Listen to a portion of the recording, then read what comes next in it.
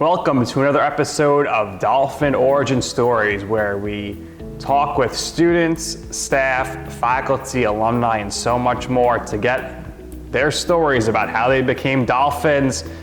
I'm your host, Nick Durst, and today I'm joined by Jordan Swanson. Jordan, you're a Dolphin right now, and before we even get into everything about how you got here, I mean, you're gonna live forever here as a legend because you're on the swim and dive team and your face is on the big banner on the building of 1R. So how does it feel to have your picture up there? Because even now you're going to graduate this semester, but you're going to be up there for at least 10 years. Yeah, it's really an honor to be up there, to be chosen to be up there. And hopefully, like, maybe if I have kids, I can show them if they're old enough, be like, look at mommy up there.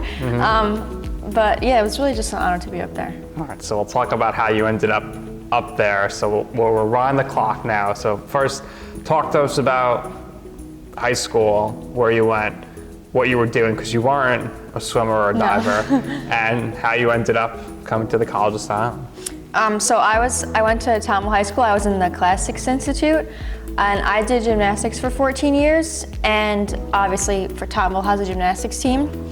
So I did that for 4 years. I was the captain my junior and senior year. And then after I graduated Tottenville, I came to CSI, and one of my, like a friend of a friend, Michael Stora, shout out to Michael Stora, he reached out to me and said, I know you do gymnastics, would you like to try to dive? Because they're similar, you're flipping, except you're not just landing on your feet, you're landing in the water head first. So that's really how I got into diving there. So you joined the team. Would you join your freshman year or sophomore year? My freshman year. All right. Yeah, I walked up. What was the transition period like for you from the mat to the diving board? At first it was hard. I had to break a lot of old habits because it's different. The mechanics are different. Instead of like rushing and using all your power and your strength, you kind of need to take it slow on the diving board and let the diving board do all the work for you. So that was a bit of a change that I had to adjust to.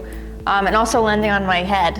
I had to learn how to correctly break the water without making a big splash.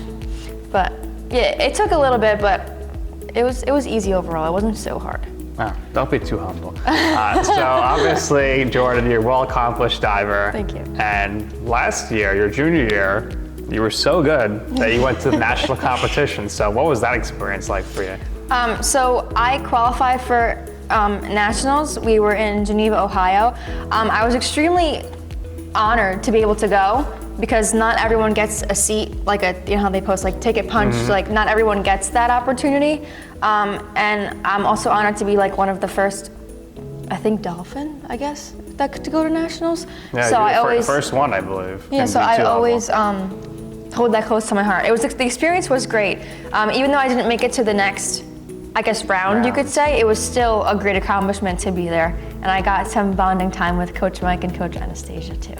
Shout out to the coaches. Yeah. So Jordan, senior year came, you had a bit of an injury, you were in the cast for a bit, so that kind of hindered things. But overall, now looking back on your diving career, how do you feel now that it's over?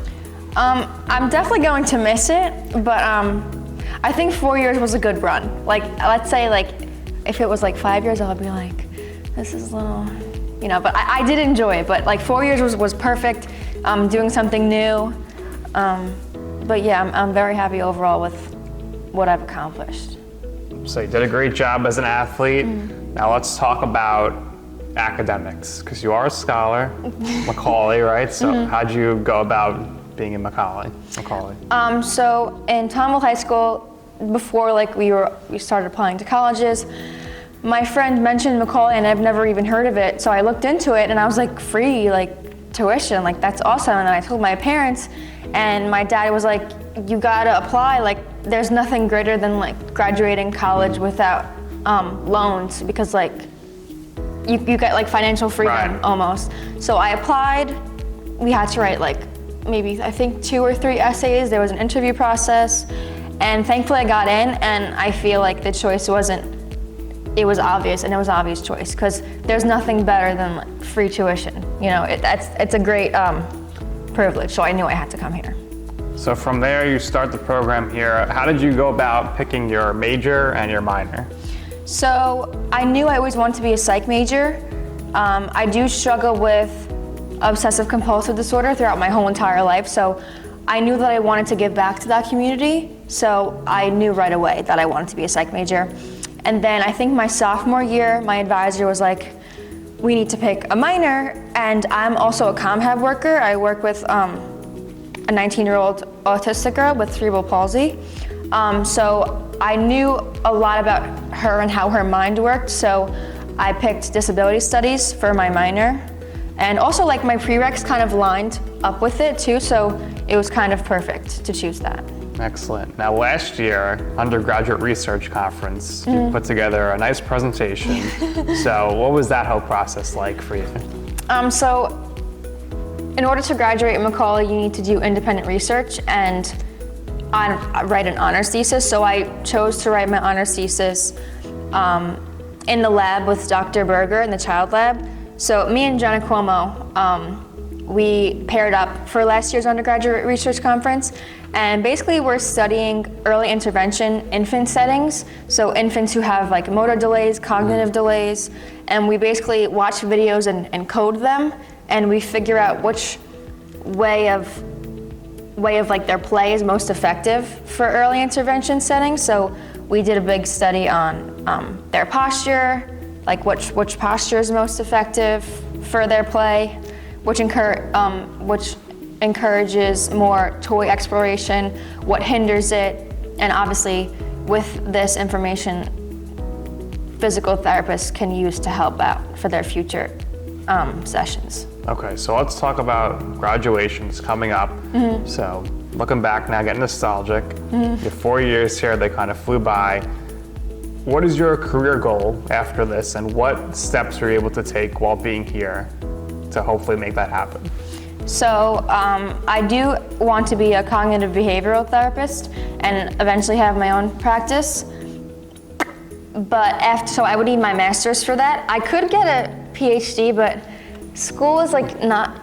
It's a lot of work. Yes, it is a lot of work. PhD. Right. Yeah. So I think I would choose the master's first, and maybe if I want to go back, I could get my PhD. Just But so I'm in the middle of waiting to hear back from grad schools for clinical mental health counseling programs.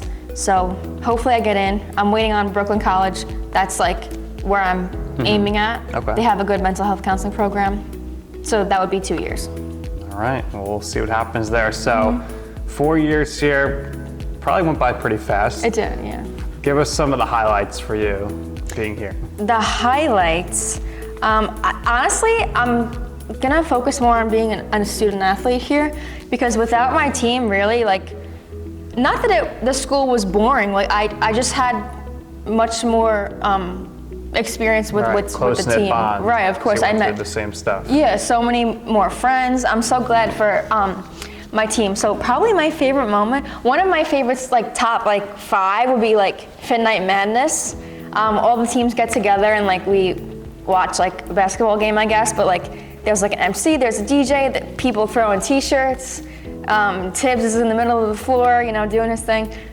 We all look forward to Fit Night Madness.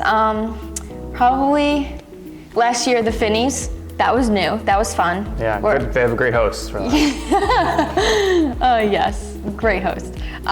We all, get dressed up, because we're all getting out of our jerseys, our swimsuits. Like it's nice to dress up for once and dance and just acknowledge our accolades. Yeah, I don't want to embarrass you, but your boyfriend, he's a student athlete as well, right? So you met him This here? is my interview, not his interview. I'm just kidding. Yes, I did meet him here, yes. Okay, we'll leave it at that. Super proud of him. So talk to us about that close-knit bond that all the student athletes have together, not necessarily just the swimming and diving team, but you meet the basketball team, soccer, baseball, etc.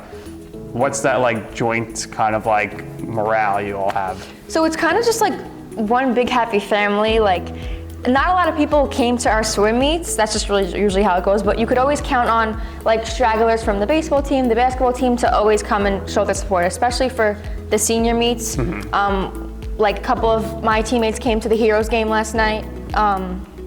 So like each team shows their support in their special way, especially for all like the seniors.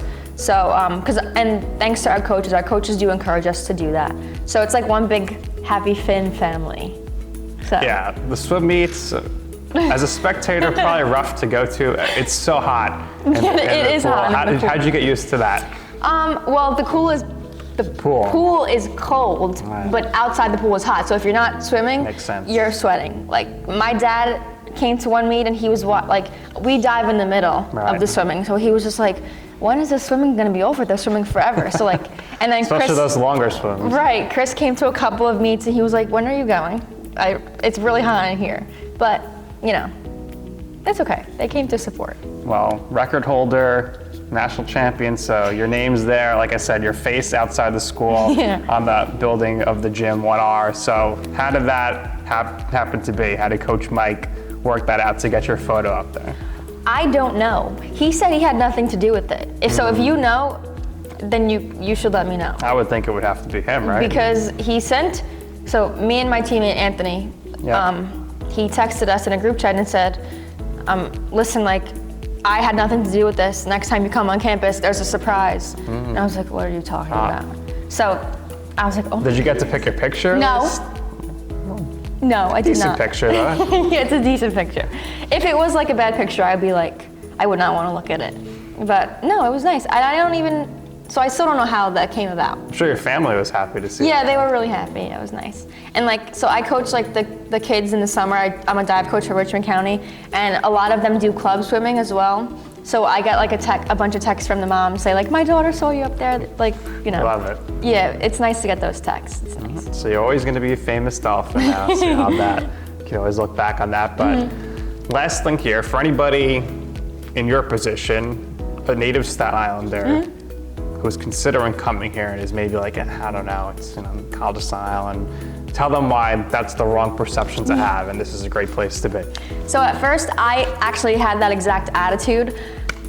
Before my dad convinced me to come here because of the Macaulay program, I was like, Dad, it's CSI, I don't want to go to a community college, even though it's not community college anymore, right? Okay. I was like, St. John's, all my friends are going to St. John's. He was like, Jordan, just give it a chance, and I'm so happy that I did. Definitely break that stigma of CSI. CSI is so great. I would definitely, if I had to go back in high school and remake a decision, I would stick with this one. I would not change anything. Fins up. Fins up, always. CSI, the place to be. Jordan, thank you for your time. Thank you so much. Good luck moving forward here to everything. And that's going to do it here for this episode of Dolphin Origin Stories. For Jordan Swanson, I'm your host, Nick Durst. Thank you for watching.